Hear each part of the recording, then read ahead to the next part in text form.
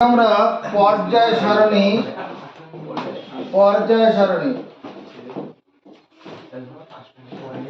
এটা করার জন্য এগোবো। তো প্রকৃতিতে বর্তমানে 118টি মৌল আবিষ্কৃত হয়েছে। 118টি মৌল বর্তমানে এই পৃথিবীতে আবিষ্কৃত রয়েছে। তার মধ্যে 92টি মৌল হচ্ছে প্রাকৃতিকভাবে প্রকৃতিতে প্রাকৃতিক 92টি প্রাকৃতিক মৌল আর 26টি হলো 26টি কি মানে পরীক্ষাগারে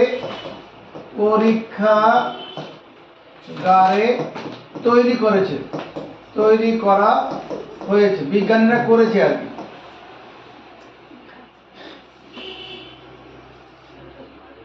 এখন 118টা মৌল আছে, কিন্তু আজ থেকে তুমি 100 বছর 200 বছর পিছনে চলে যাও, তখন এতগুলো মৌল আবিষ্কৃত হয়নি। কিন্তু সেই সময় যে মৌলগুলো আবিষ্কৃত হয়েছিল, সোনা রূপো তামা লোহা, এগুলো বহুদিন আগে আবিষ্কার হয়েছে। অক্সিজেন হাইড্রোজেন নাইট্রোজেন এগুলো সব হয়েছে। এই যে মৌলগুলো এর আগে বিজ্ঞানীরা 200 বছর আগে যেটা জানতো, তারা দেখলো যে মৌলগুলো আছে, সেই মৌলগুলোর মধ্যে কিছু কিছু মৌলের মধ্যে রাসায়নিক ধর্মে মিল আছে। ভৌত এবং রাসায়নিক ধর্মে কিছু কিছু মৌলের মধ্যে মিল আছে। কিরকম ব্যাপার? যেমন দেখা যায় ফ্লোরিন, ক্লোরিন, ব্রোমিন, আয়োডিন, এই যে মৌলগুলো আছে, ফ্লোরিন, ক্লোরিন, ব্রোমিন, আয়োডিন, এই মৌলগুলোর সঙ্গে ধর্মে মিল আছে। কিরকম? এই যে মৌলগুলো আছে, প্রত্যেকেরই বাইরের কক্ষে 7টি করে ইলেকট্রন আছে। ফ্লোরিন মৌলের বাইরের কক্ষে 7টি ইলেকট্রন আছে, ক্লোরিন মৌলের বাইরের কক্ষে 7টি ইলেকট্রন আছে, ব্রোমিনের বাইরের কক্ষে 7টি ইলেকট্রন আছে। প্রত্যেকেই একটি করে ইলেকট্রন গ্রহণ করে কি হয়? ঋণাত্মক আয়নে পরিণত হয়। ক্লোরিন একটি ইলেকট্রন গ্রহণ করে Cl- আয়নে পরিণত, ব্রোমিন একটি ইলেকট্রন গ্রহণ করে Br- আয়নে পরিণত হয়, ঋণাত্মক আয়নে পরিণত হয়। একটি করে ইলেকট্রন গ্রহণ করে কি করে? ঋণাত্মক আয়নে পরিণত হয়। তাহলে মিল আছে এগুলো। সবার বাইরের কক্ষে 7টি ইলেকট্রন আছে, প্রত্যেকে একটি করে ইলেকট্রন গ্রহণ করে ঋণাত্মক আয়নে পরিণত হয়। এটা মিল তো। আবার দেখো, লিথিয়াম, সোডিয়াম, পটাশিয়াম, রুবিডিয়াম, এই যে মৌলগুলো বললাম, বা সিজিয়াম, এই মৌলগুলোর প্রত্যেকের বাইরের কক্ষে একটি করে ইলেকট্রন আছে। শুধু তাই নয়, প্রত্যেকে একটি করে ইলেকট্রন ছেড়ে দিয়ে ধনাত্মক আয়নে পরিণত হয়। সোডিয়াম একটি ইলেকট্রন ছেড়ে দিয়ে Na+ আয়নে পরিণত হবে, পটাশিয়াম একটি ইলেকট্রন ছেড়ে দিয়ে K+ পরিণত হয়, রুবিডিয়াম একটি ইলেকট্রন ছেড়ে Rb+ এ পরিণত হয়। তাহলে এদের ধর্মে মিল আছে, প্রত্যেকেই ধাতু, প্রত্যেকেই এরা ধাতু। আবার কিরকম মিল দেখো, যদি লিথিয়ামের সঙ্গে যদি ফ্লোরিনের বিক্রিয়া হয়, লিথিয়াম ফ্লোরাইড LiF হবে। ব্যালেন্স করার জন্য এখানে 2 দিতে হবে, এখানে 2 দিতে হবে, ব্যালেন্স হয়ে যাবে। আবার যদি সোডিয়ামের সঙ্গে ফ্লোরিনের বিক্রিয়া হয়, তোমার কি হবে? NaF, সোডিয়াম ফ্লোরাইড, এখানে 2 দেবো, এখানে 2, ব্যালেন্স হয়ে যাবে। আবার যদি লিথিয়ামের সঙ্গে ক্লোরিনের বিক্রিয়া করা হয়, লিথিয়াম ক্লোরাইড LiCl2, এখানে 2 দাও, এখানে 2 দাও, ব্যালেন্স। এখানে এটা Cl শুধু, LiCl হবে, লিথিয়াম ক্লোরাইড। আবার যদি সোডিয়ামের সঙ্গে ক্লোরিনের বিক্রিয়া করা হয়, সোডিয়াম NaCl, যেটা খাদ্য লবণ, আমরা লবণটা খাই। শুধু কি তাই? যদি আমরা ওই পটাশিয়ামের সঙ্গে পটাশিয়ামের সঙ্গে যদি ফ্লোরিনের বিক্রিয়া হয়, পটাশিয়াম ফ্লোরাইড কে 2K এখানে 2 তো হয়ে যাবে। আবার সোডিয়ামের সঙ্গে পটাশিয়ামের সঙ্গে যদি তোমার কি এই ফ্লোরিনের বিক্রিয়া হয় হলো, পটাশিয়াম যদি ক্লোরিনের বিক্রিয়া হয়, ক্লোরিনের বিক্রিয়া হয় পটাশিয়াম ক্লোরাইড। যদি পটাশিয়ামের সঙ্গে ব্রোমিনের বিক্রিয়া হয়, পটাশিয়াম ব্রোমাইড। একটা জিনিস দেখো তো, এই যে মৌলগুলো আছে লিথিয়াম, সোডিয়াম, পটাশিয়াম, এদের সঙ্গে ফ্লোরিন, ক্লোরিন, ব্রোমিনের সঙ্গে যখন বিক্রিয়া হচ্ছে একই রকম সমীকরণগুলো হচ্ছে না। বিজ্ঞানীরা দেখলো যে মৌলগুলো আবিষ্কৃত হয়েছে তখনকার, আজ থেকে 200 বছর আগের কথা বলছি, যে মৌলগুলো আবিষ্কৃত হয়েছে তাদের মধ্যে অনেকের সঙ্গে রাসায়নিক ধর্মী মিল আছে। তারা চিন্তা করলো যদি সমধর্মী মৌলগুলোকে এক জায়গায় রাখা যায়, সমধর্মী মৌলগুলোকে একটা ঘরে রাখা যায়, তাহলে একটি মৌলের ধর্ম সম্পর্কে জানা থাকলে বাকি মৌলগুলোর ধর্ম সম্পর্কে আলাদা করে জানা দরকার নেই। আমি lithium, sodium, potassium, rubidium, caesium এদেরকে এক জায়গায় রাখলাম। কি করলাম? লিথিয়াম, সোডিয়াম, পটাশিয়ামকে এক জায়গায় রাখলাম। তোমাকে বললাম লিথিয়ামের বাইরের কক্ষে একটা ইলেকট্রন আছে, লিথিয়াম একটি ইলেকট্রন বর্জন করে Li+ আয়নে পরিণত হয়। তাহলে এরা এই ঘরে যদি থাকে, এই সোডিয়াম, পটাশিয়াম, রুবিডিয়াম, সিজিয়ামের ক্ষেত্রে আর বলতে হবে এদের বাইরের কক্ষে কটা করে ইলেকট্রন আছে, এরা একটা ইলেকট্রন বর্জন করলে কি বলতে হবে? বলতে হবে না। তার মানে যদি সমধর্মী মৌলগুলোকে এক জায়গায় রাখা যায়, সমধর্মী মৌলগুলোকে এক জায়গায় যদি রাখা যায়, তাহলে পরে ওই শ্রেণীর একটি মৌল ধর্ম সম্পর্কে জানলে পরে অন্যগুলোর ধর্ম সম্পর্কে আলাদা করে জানা দরকার নেই। এরকম এখানেও তাই, এই ফ্লোরিন, ক্লোরিন, ব্রোমিনের ক্ষেত্রেও তাই, একটা ধর্ম জানা থাকলে অন্যগুলো জানা দরকার নেই। এই যে জানা দরকার নেই, অর্থাৎ সমধর্মী মৌলগুলোকে এক জায়গায় সাজানো হবে, এই জন্য প্রথম 1817 সাল প্রথমে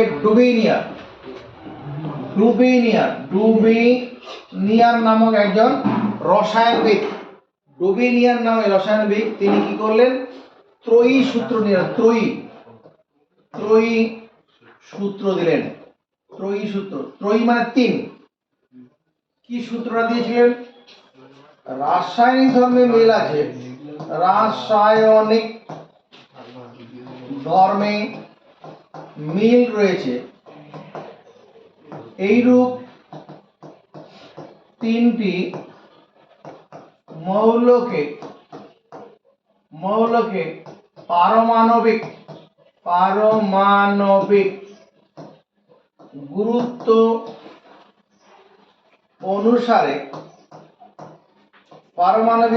অনুসারে সাজালে 1817 সালে বিজ্ঞানী ডোবেনিয়ান ত্রয়ী সূত্র দেন। মানে উদ্দেশ্যটা কি? সমধর্মী মৌলগুলোকে একটা জায়গায় স্থান দেওয়া। এই সমধর্মী মৌলগুলো যদি এক জায়গায় রাখা যায়, তাহলে ওই শ্রেণীর মানে ওই ঘরে রাখা মৌলগুলোর একটা মৌলর ধর্ম সম্পর্কে জানলে অন্যগুলোর ধর্ম আলাদা করে মুখস্থ রাখা দরকার নেই। যদি স্কুলে তোমার ক্লাসে হয়তো 95টা স্টুডেন্ট আছে, তার মধ্যে 4 থেকে 5টা স্টুডেন্ট যে খুব ক্রিম মানে তাদের অল্পতে তারা পড়া ধরতে পারে, নিজে মানে অঙ্কের ক্লাস মনে হলো, ওরা নিজে অঙ্ক করতে পারে, উদাহরণ একটু অঙ্ক দেখে নিয়েছে বা 2-4 অল্প একটু বিষয় সম্বন্ধে ধারণা দিলে নিজেরাই পুরো চ্যাপ্টার অঙ্ক করে ফেলবে, এরকম স্টুডেন্ট কিছু আছে। আবার কিছু স্টুডেন্ট আছে যাদেরকে বুঝিয়ে দিলে পরে একবার একটু ভালো করে দেখলে পরে আবার নিজেরা করে দিতে পারবে। আবার আরেকটা ক্যাটাগরি স্টুডেন্ট আছে অল্প বোঝে, কিন্তু ধীরে যদি ঠিক পড়ানো যায় তাহলে ওরা একবার দুবার রিভিশন দিয়ে ওরা পড়া তৈরি করতে পারবে। কারণ এরকম বিভিন্ন ক্যাটাগরি স্টুডেন্ট আছে। আবার এক ক্যাটাগরি স্টুডেন্ট যতই তুমি পড়াতে যাও মাথায় পড়া ঢুকছে না ঠিক মতো। তোমার 4-5 রকমের ক্যাটাগরি স্টুডেন্ট আছে। কারণ যদি এই 4-5 ক্যাটাগরি স্টুডেন্ট যদি আমি 4টা আলাদা সেকশনে ভাগ করে নিতে পারি, তারপরে চার জায়গাতে আমি বিভিন্ন জায়গাতে বিভিন্ন রকমভাবে পড়াতে পারবো না, সব জায়গায় একরকমভাবে পড়ানো হবে? সব জায়গায় একরকম পড়াতে হবে না। যারা খুব ভালো স্টুডেন্ট ছবিটা এঁকে দিয়ে ঘটনাটা বুঝিয়ে দিলে পরে ওরা লিখে ফেলবে। আবার আরেকটা আছে ছবিটা এঁকে পুরোপুর লিখে লিখে বুঝিয়ে বুঝিয়ে গেলে পরে তারপর ওরা লিখতে পারবে। আবার আরেকটা আছে ছবি আঁকা হলো, পড়ানো হলো, ধীরে ধীরে সব আরও উদাহরণ দিয়ে পড়িয়ে গেলে পরে রিভিশন দিয়ে পড়া তৈরি করে ফেলবে। এরকম ব্যাপারটা হবে তো? এরকমই তাই। কি বলছি, 1817 খ্রিস্টাব্দে বিজ্ঞানী ডোবেনিয়ার ত্রয়ী সূত্র দেন। কি সূত্রটা? রাসায়নিক ধর্মে মিল আছে এইরূপ তিনটি মৌলকে তাদের পারমাণবিক গুরুত্ব অনুসারে সাজালে মাঝের মৌলের পারমাণবিক গুরুত্ব অন্য দুটি মৌলের পারমাণবিক গুরুত্বের গড় মানের প্রায় সমান। কথাটা দেখো, লিথিয়ামের পারমাণবিক ভর 7, সোডিয়াম এর পারমাণবিক ভর 23, পটাশিয়াম এর পারমাণবিক ভর 39। দেখতো রে ভাই, এখানে 7 + 39/2, এই দুটো তো সোডিয়াম তো মাঝে আছে, সোডিয়াম মাঝে আছে। তারপরে এটা কত, 46, 46কে 2 দিয়ে ভাগ করলে কত, 23। তাহলে কি এখানে লিথিয়াম সোডিয়াম পটাশিয়ামের রাসায়নিক ধর্মে মিল আছে। লিথিয়াম সোডিয়াম পটাশিয়ামের রাসায়নিক ধর্মে লিথিয়াম সোডিয়াম পটাশিয়াম রাসায়নিক মিল। কি মিল আছে স্যার? প্রত্যেকের বাইরের কক্ষে একটি করে ইলেকট্রন আছে, প্রত্যেকে একটি করে ইলেকট্রন বর্জন করে ধনাত্মক আয়নে পরিণত হয়। এগুলো রাসায়নিক মিল। তাহলে দেখো তো, এই ডোবেনিয়ারের এই ত্রয়ী সূত্রটা কাজ করে গেল। ডোবেনিয়ারের এই ত্রয়ী সূত্রটা কাজ করেছে। লিথিয়াম সোডিয়াম পটাশিয়াম এগুলো পারমাণবিক ভর ব্র্যাকেটে দেওয়া আছে। তাহলে মাঝের মৌলের পারমাণবিক গুরুত্ব অন্য দুটি মৌলের গড় মানের সমান, ঠিকই আছে। আবার দেখো ক্লোরিনের পারমাণবিক ভর 35.5, ব্রোমিনের পারমাণবিক ভর 79.9। তারপরে আয়োডিন 126, আয়োডিনের পারমাণবিক ভর 126, আয়োডিনের পারমাণবিক ভর 126, আয়োডিন 79.9, আয়োডিন 126.9 আছে। দেখো তো 35.5 মানে ক্লোরিনের পারমাণবিক ভর প্লাস 126.9, এই দুটো যোগ করলে কত, 4, 6, 5, 11, হাতে ছিল 12, হাতে 1, 6, 162। 162কে যদি 2 দিয়ে ভাগ করি কত হবে তোমার? 81.2 হবে না? 81.2 এই যে পারমাণবিক ভরটা, এই যে 79 মানে এটা অ্যাপ্রক্সিমেটলি প্রায় 80, প্রায় কাছাকাছি, প্রায় কাছাকাছি। এটা কি মাথায় ঢোকাতে পারছি? ক্লোরিন ব্রোমিন আয়োডিন এদের মধ্যে রাসায়নিক মিল আছে। ক্লোরিন ব্রোমিন আয়োডিন এদের রাসায়নিক মিল আছে। প্রত্যেকে দ্বিপরমাণু যুক্ত, দুটো করে পরমাণু আছে। প্রত্যেকেরই বাইরের কক্ষে 7টি করে ইলেকট্রন আছে। প্রত্যেকেই একটি করে ইলেকট্রন গ্রহণ করে ঋণাত্মক আয়নে পরিণত হয়। দেখো, এটা ডোবেনিয়ারের ত্রয়ী সূত্রটা কাজ করছিল। কি? ক্লোরিন ব্রোমিন আয়োডিন মৌলগুলোকে পারমাণবিক গুরুত্ব অনুসারে সাজানো হয়েছে। তাহলে মাঝের মৌলগুলোর পারমাণবিক ভর অন্য দুটোর গড় মানের প্রায় সমান হচ্ছে না? এখানে প্রায় পুরো মিলে গেছে, এখানে প্রায় সমান। তাহলে ডোবেনিয়ারের ত্রয়ী সূত্রটা ঠিকই আছে। কিন্তু দুঃখের বিষয়, ডোবেনিয়ারের ত্রয়ী সূত্রটা অল্প কয়েকটি মৌলের ক্ষেত্রে সত্য হয়েছিল, বাকিদের ক্ষেত্রে হয়নি।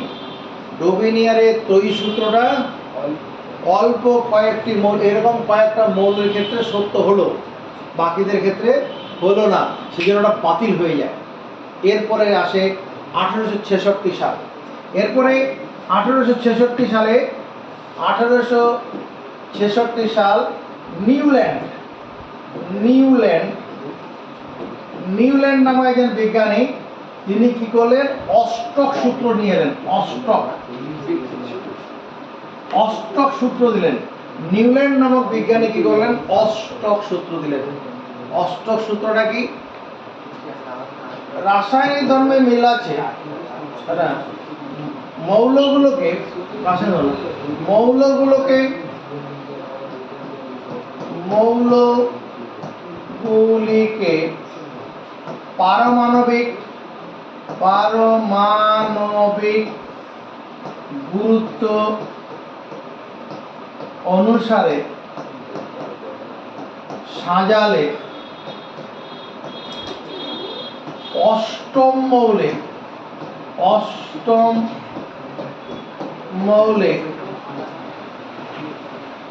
সমধর্মী মৌলের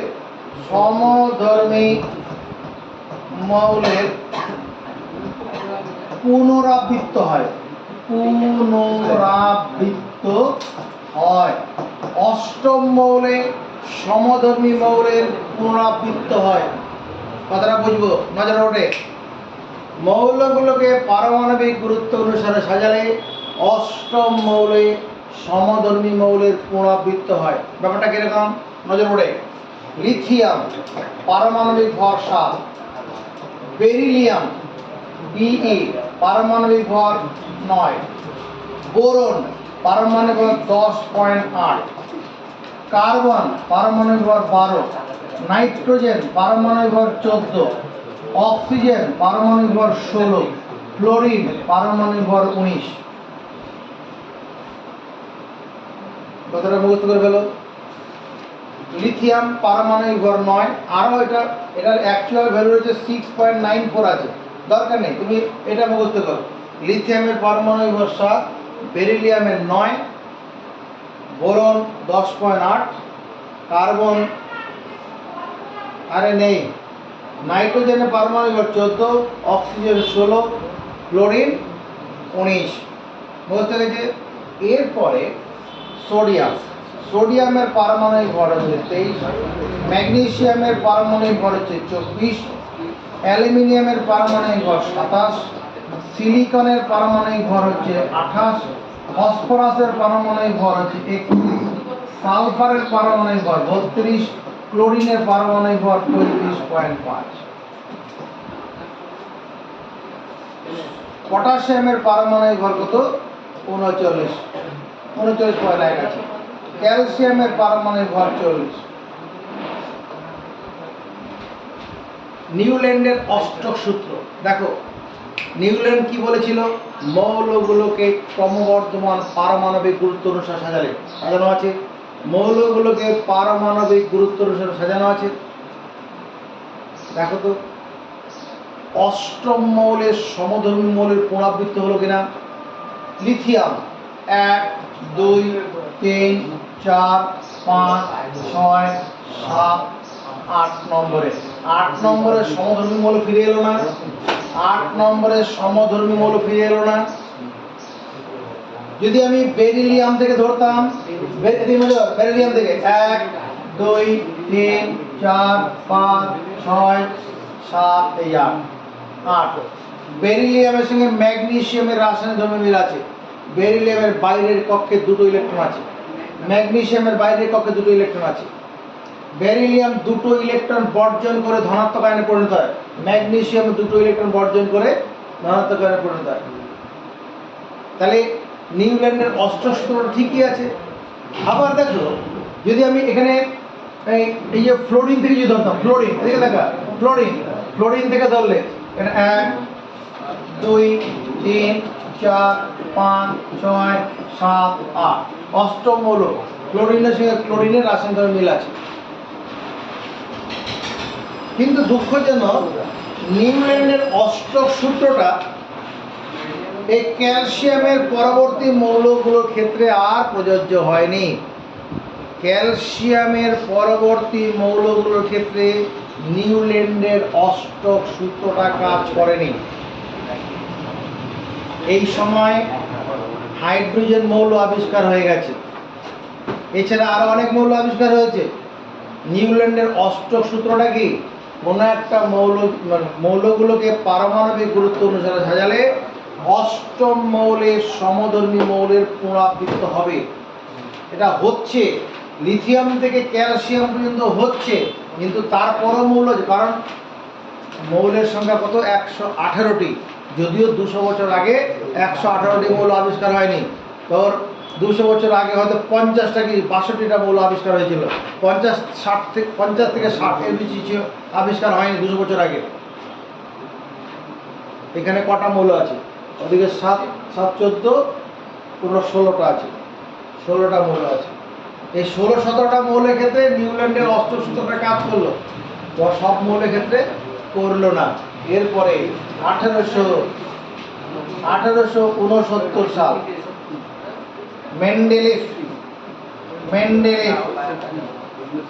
মেন্ডেলিফ তিনি কি করলেন? তোমার তার বিখ্যাত পর্যায় সূত্র নিয়ে এলেন, মেন্ডেলিফের পর্যায় সূত্র। মেন্ডেলিফের পর্যায় সূত্র, মেন্ডেলিফের পর্যায় সূত্র নিয়ে এলেন। মেন্ডেলিফের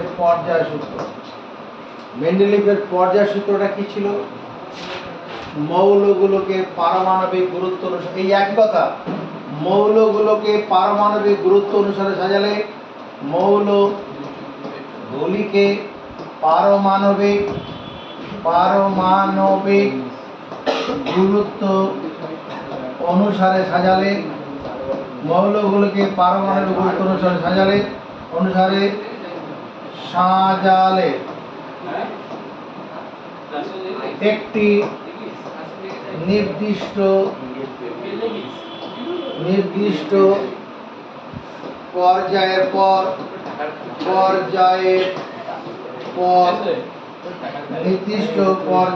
পর সমধর্মী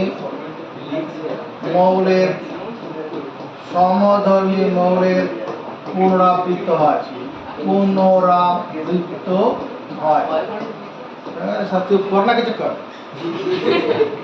মৌলগুলোকে পারমাণবিক গুরুত্ব, এবার নিউল্যান্ডের অষ্টক সূত্রের সঙ্গে এটা মৌলিক তফাৎটা লক্ষ্য করো। এই দুটো সূত্রের মধ্যে তফাৎ কোথায়? নিউল্যান্ড কি মৌলগুলোকে পারমাণবিক গুরুত্ব অনুসারে সাজালে, মৌলগুলোকে পারমাণবিক গুরুত্ব অনুসারে সাজালে, একই কথা আছে এই পর্যন্ত। অষ্টম মৌলের সমধর্মী মৌলে পুনরাবৃত্ত, এখানে কি বলেছেন? অষ্টম নয়, একটি নির্দিষ্ট পর্যায়ের পর। সবসময় 8 নম্বর মৌল হবে নট নেসেসারি, 18তম হতে পারে, 3 নম্বর মৌল হতে পারে। একটা নির্দিষ্ট পর্যায়ের পর সমধর্মী মৌল ফিরে আসবে। অষ্টম কথাটা শুধু বাদ দিল। এটা দিয়ে কি হলো? এরপরে অনেক সমস্যা মিটে গেল। এরপরেও সমস্যা মেটেনি, এরপরে আবার আরেকটা আধুনিক পর্যায় সূত্র পরে আসবে,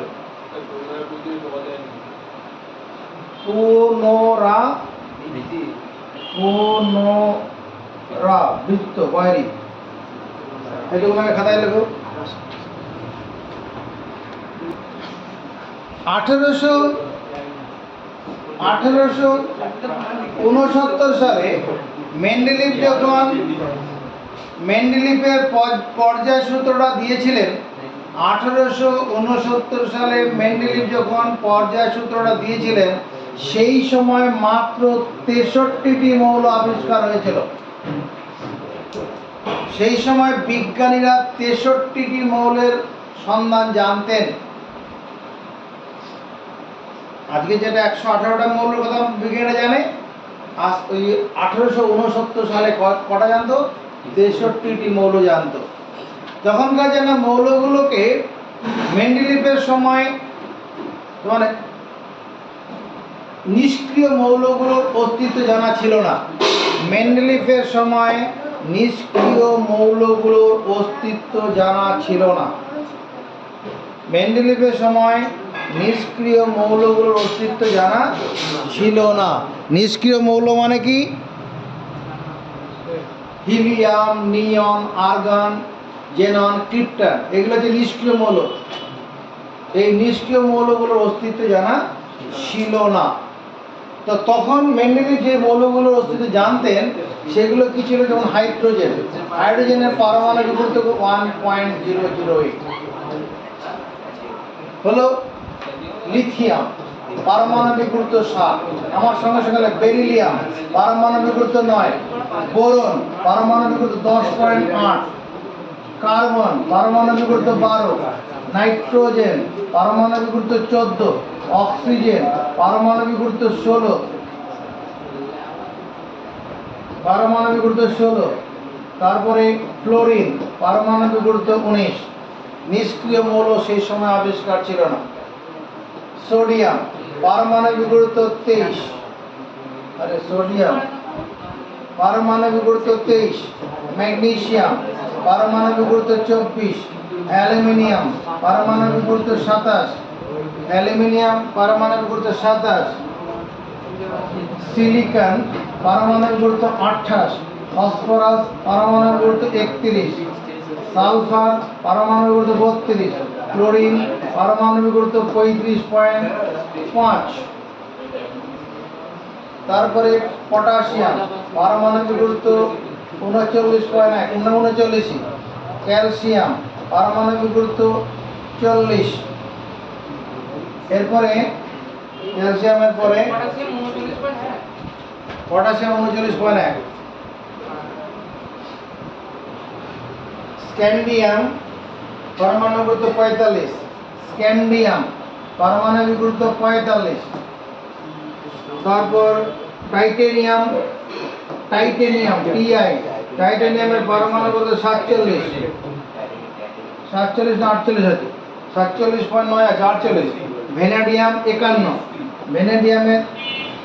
ভ্যানাডিয়াম মানে ভি শুধু, ভ্যানাডিয়ামের পারমাণবিক গুরুত্ব 51, ভ্যানাডিয়ামের পারমাণবিক গুরুত্ব 51। তারপরে ক্রোমিয়াম 52, ক্রোমিয়ামের পারমাণবিক গুরুত্ব 52। ম্যাঙ্গানিজ 54, Mn, ম্যাঙ্গানিজের পারমাণবিক গুরুত্ব কত? ম্যাঙ্গানিজের ম্যাঙ্গানিজ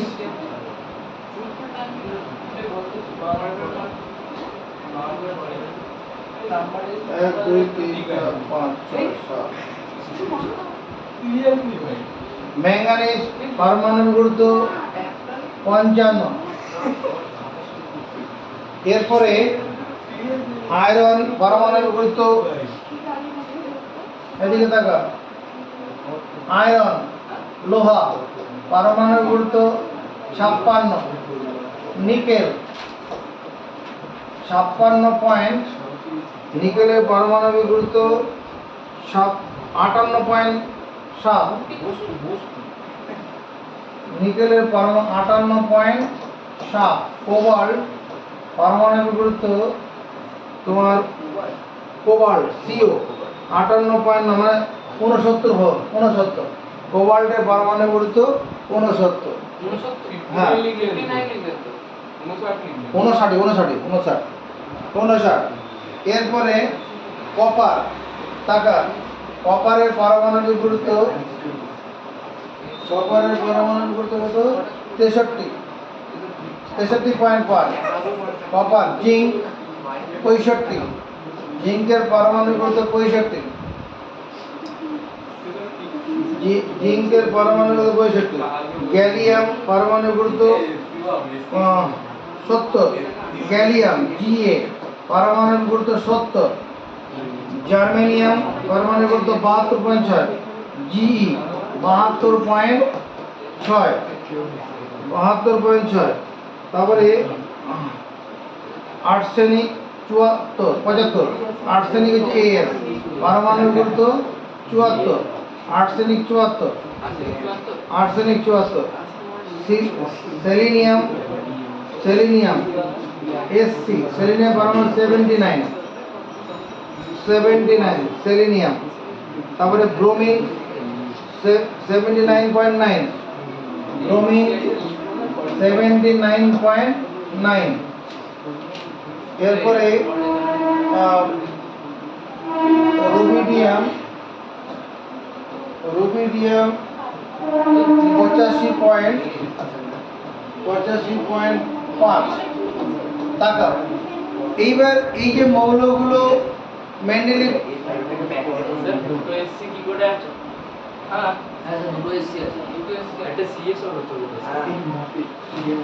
এটা ওইখানে একটা এসি আছে 45। স্ক্যান্ডিয়াম হচ্ছে এসসি, আর সিই সেলিনিয়াম, ওটা সিই এই সিটা হচ্ছে সেলিনিয়াম, সিই সেলিনিয়াম, সেলিনিয়াম।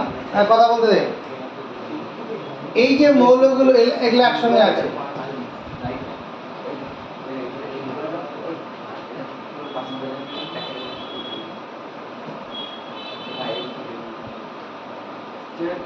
মেন্ডেলিভ কি করলেন, মৌলগুলোকে এরকম ভাবে পারমাণবিক গুরুত্ব অনুসারে সাজালেন। এই সাজানোটা একটু অন্যরকম ভাবে আছে বইতে, পরে আমি দেখাচ্ছি। আগে দিকে দেখো, মৌলগুলোকে পারমাণবিক গুরুত্ব সাজালো।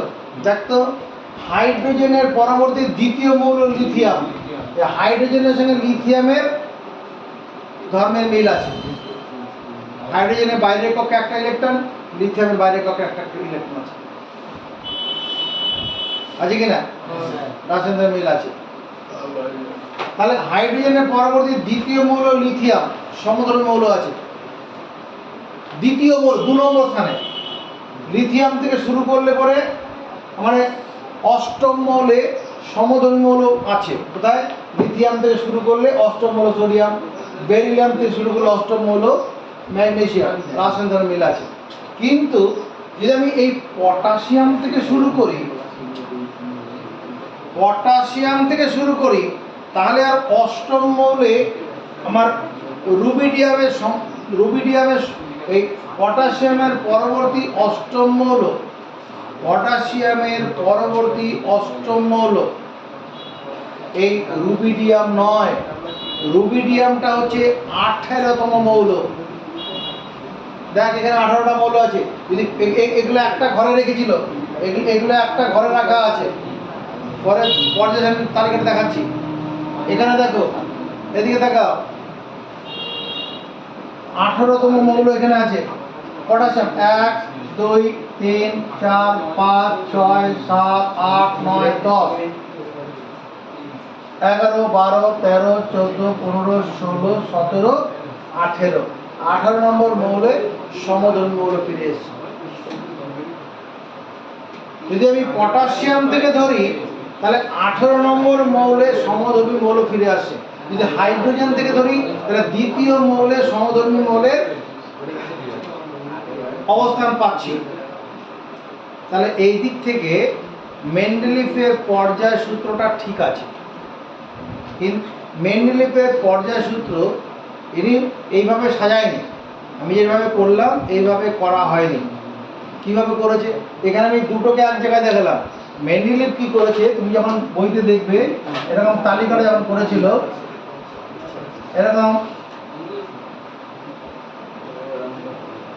এরকম করেছে। এদিকে দেখা, এটা যদি 1 নম্বর শ্রেণী, 2 নম্বর শ্রেণী, এটা 3 নম্বর শ্রেণী আছে। আর এখানে উপশ্রেণী এ, উপশ্রেণী বি, উপশ্রেণী এ, উপশ্রেণী বি, এরকম ভাগ করেছে। উপশ্রেণী এ, উপশ্রেণী বি, এরকম ভাগ করা আছে। ভাগ করে মৌলগুলোকে মানে মেন্ডেলিভ তার সময় যে পর্যায় সারণী তৈরি করে গেছিল, সেই সময় নিষ্ক্রিয় মৌলগুলোর অস্তিত্ব জানা ছিল না। কিন্তু পরে মেন্ডেলিভের সংশোধিত পর্যায় সারণী তৈরি করা হয়েছে।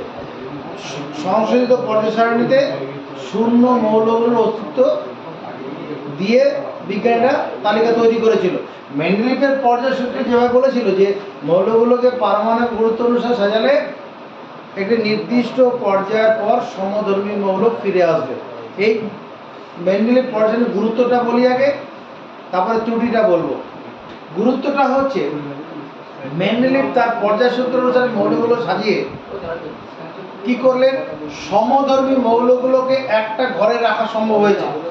সমধর্মী মৌলগুলো hydrogen, lithium, sodium, potassium, rubidium, এই সমধর্মী মৌলগুলোকে এক জায়গায় রাখা সম্ভব হয়েছে। তারপরে আবার একই রকমভাবে এই যেরকম বেরিলিয়াম, ম্যাগনেসিয়াম, ক্যালসিয়াম, এরা সমধর্মী মৌল এক জায়গায় রাখা সম্ভব হয়েছে। জিঙ্কও তার ধর্মের মিল আছে, সমধর্মী মৌলগুলোকে এক জায়গায় রাখা রেখেছে। এর ফলে কোনো শ্রেণীর একটি মৌলের ধর্ম, এগুলোকে উলম্বগুলোকে শ্রেণী বলা হবে। তুমি তোমার বইতে তোমার এরকম তালিকা করা আছে, এরকম মেন্ডেলিভ পর্যায় তালিকা করা আছে। উলম্ব সারিগুলোকে বলে শ্রেণী, আর অনুভূমিগুলো বলে পর্যায়। 7টি পর্যায়ে 9টি শ্রেণী আছে।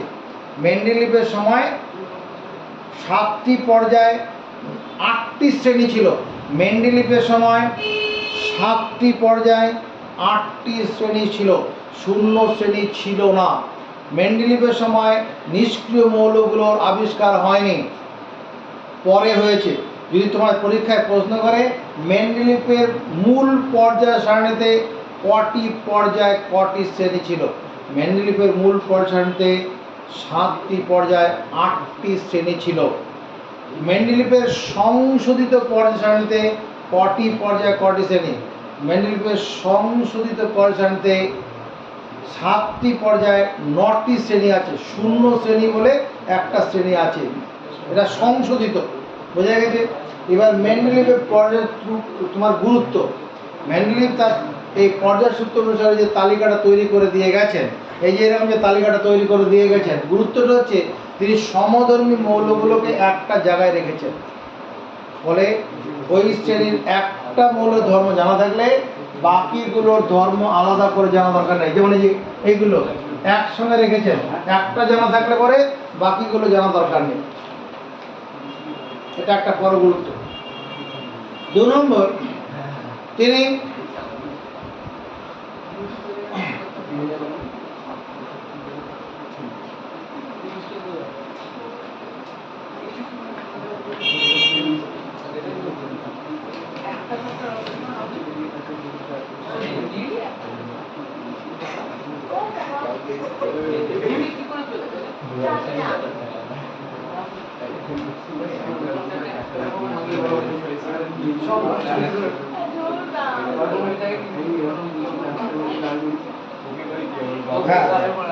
মেন্ডেলিফ তার পড়াশোনায় কি বলছি, তালিকায় তিনি সমধর্মী মৌলগুলোকে একটা উলম্ব শ্রেণীতে স্থান দিয়েছেন, এটা একটা গুরুত্ব।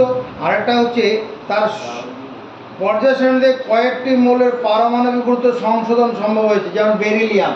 এই যে বেরিলিয়াম যেটা আছে পারমাণবিক গুরুত্ব, মেন্ডেলিফের আগে পর্যন্ত বিজ্ঞানীরা বেরিলিয়ামে যে পারমাণবিক গুরুত্ব লিখে দিয়ে গেছিলেন, মেন্ডেলিফ সেটা সংশোধন করেছিলেন।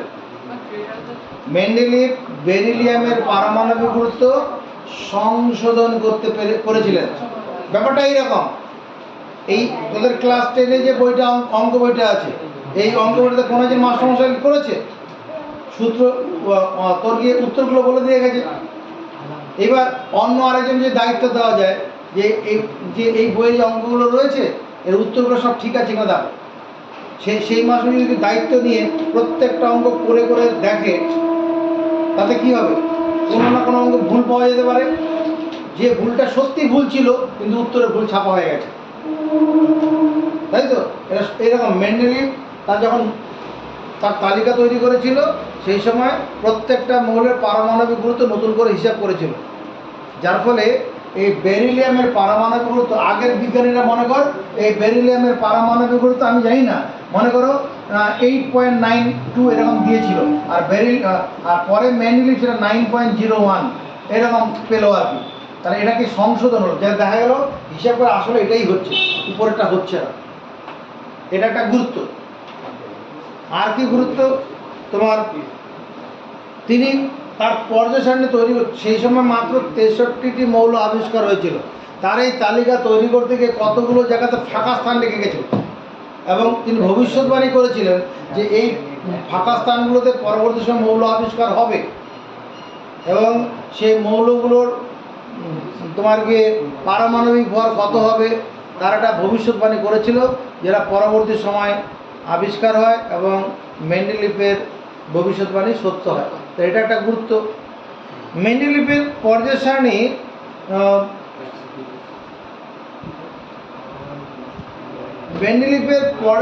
এই যে গুরুত্বটা রয়েছে এর কোনো ত্রুটি নেই কি? হ্যাঁ, ত্রুটি আছে। মেন্ডেলিফের পর্যায় সারণীর ত্রুটি, এদিকে তাকাবে, এই মেন্ডেলিফের ত্রুটি কোথায়? ত্রুটি হচ্ছে মেন্ডেলিফ মৌলগুলোকে পারমাণবিক গুরুত্ব অনুসারে সাজিয়েছেন। পারমাণবিক গুরুত্ব যার বেশি তাকে পরে স্থান দিয়েছেন, পারমাণবিক গুরুত্ব বেশি তাকে পরে স্থান স্থান দিয়েছেন, এটাই তার প্রথম কথা ছিল। কিন্তু দেখা গেছে নিষ্ক্রিয় মৌল আর্গন এর পারমাণবিক গুরুত্ব 39.9 আর পটাশিয়াম পারমাণবিক গুরুত্ব 39.1।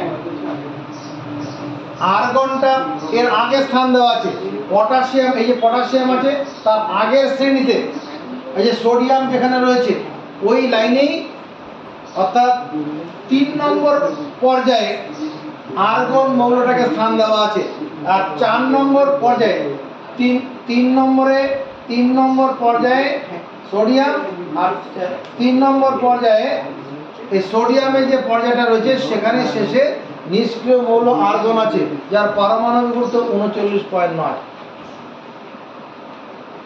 4 নম্বর পর্যায়ে পটাশিয়াম আছে, পারমাণবিক গুরুত্ব, এটা কি হওয়ার কথা ছিল? এটা হওয়া, আমি আবার বলছি, 3 নম্বর যে পর্যায়টা এই যে তালিকাটা রয়েছে, এই তালিকার 3 নম্বর পর্যায়ে এখানে আর্গন আছে নিষ্ক্রিয় মৌল যার পারমাণবিক গুরুত্ব 39.9। আর 4 নম্বরে আছে মানে পরে পারমাণবিক গুরুত্ব পটাশিয়াম 39.1। তাহলে পারমাণবিক গুরুত্ব আলাদা, পারমাণবিক গুরুত্ব কম এইরকম মৌলকে পরে স্থান দিয়েছেন, এটা ত্রুটি কিনা? তাতে এটা উদ্দেশ্য নয়, পারমাণবিক গুরুত্ব অনুসারে সাজানোর কথা বলেছেন, এটা একটা ত্রুটি। এরপরে ত্রুটি কি দেখো, লিথিয়াম, সোডিয়াম, পটাশিয়াম এগুলো হচ্ছে ক্ষারীয় মৃত্তিকা মৌল। লিথিয়াম, সোডিয়াম, পটাশিয়াম হচ্ছে ক্ষারীয় মৃত্তিকা মৌল। এই 1 নম্বর শ্রেণীর মধ্যে আবার এই মৌল আছে, এখানে যেমন কপার আছে, এখানে আমি দেখবো আবার এরপরে তোমার রূপো আছে, তারপর নিচে দিয়ে গেলে আবার দেখবো এখানে এইউ মানে সোনা আছে, মানে তামা, রূপো, সোনা এগুলো যে মুদ্রা ধাতু, এগুলো কি করছে 1 নম্বর শ্রেণীতে রেখেছেন। ক্ষার ধাতু আর মুদ্রা ধাতু এক নয়, যেটা কয়েন তৈরি করা হয় দুটো আলাদা, কিন্তু তিনি এক জায়গায় রেখেছেন, এটা তো ত্রুটি। দুটো ত্রুটি পাওয়া গেল। আরেকটা ত্রুটি,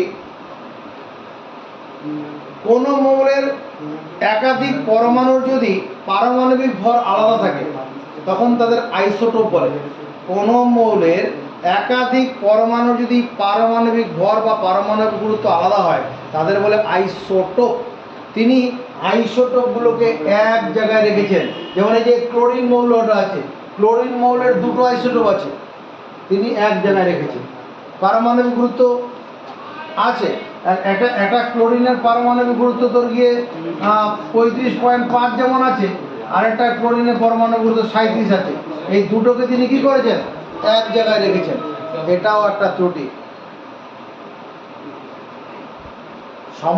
পারমাণবিক গুরুত্ব আলাদা হওয়া সত্ত্বেও এক জায়গায় রেখেছেন, এটা একটা হলো।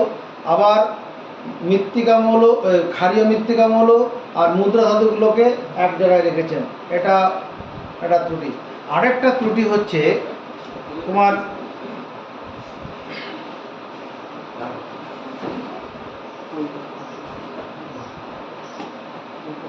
উপযোগিতার ত্রুটি।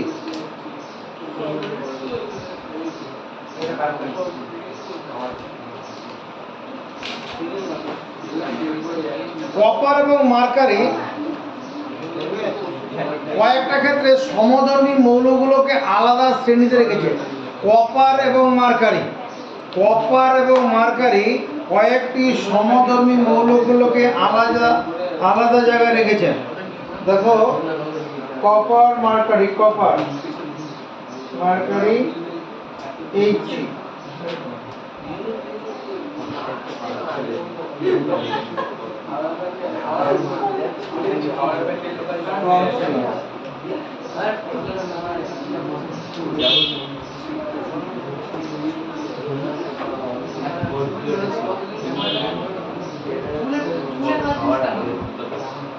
মার্কারি। এদিকে দেখো, এই যে পর্যায় ব্যান্ডটি তৈরি করেছিল, এই কপারটা কোথায় রাখা আছে? কপারটা 4 নম্বর পর্যায়ে রাখা আছে। কপারটা আছে 4 নম্বর পর্যায়ে। আর এই 6 নম্বর পর্যায়ে, যদি আমরা এখানে দেখাইনি, 6 নম্বর পর্যায়ে দ্বিতীয় শ্রেণীতে, এই যে দ্বিতীয় শ্রেণী, এখানে রাখা আছে কি মার্কারি Hg পারদ। কপার আছে 3 নম্বর 1 নম্বর শ্রেণীতে এই 1 নম্বর শ্রেণীতে কপারকে রাখা আছে, আর 2 নম্বর শ্রেণীতে মার্কারকে রাখা আছে, পারদকে। কিন্তু দুটোর কপার আর মার্কারের মধ্যে রাসায়নিক ধর্মে মিল আছে, দুটো আলাদা জায়গায় রেখেছে। এটাও একটা ত্রুটি। এই পড়াগুলো কি করে আমি হোয়াটসঅ্যাপে দিয়ে দিচ্ছি, এরা পরে বাড়ি থেকে করে নিতে পারবে। বোঝা গেছে মেন্ডেলের পড়াশোনার ত্রুটি আর গুরুত্বগুলো।